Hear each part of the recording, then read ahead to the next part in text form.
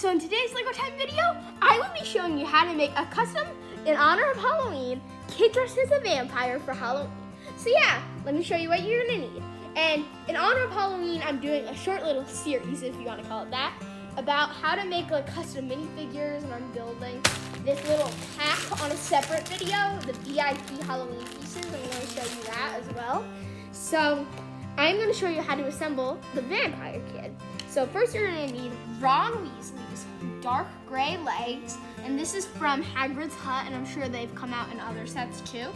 Then you'll get, from Scooby-Doo or any other vampire, you'll get the body and attach like whatever hands you want, but I think the yellow is most iconic because it's just a kid. And then the vampire cape from whatever vampire you're using, you'll attach it. And mine is from the Scooby-Doo Mystery Mansion. And so those are what you're gonna need. And then I got this little piece to make him look more vampire-ish. I'm kidding, guys. So then you'll get another boy or girl head. It can be either.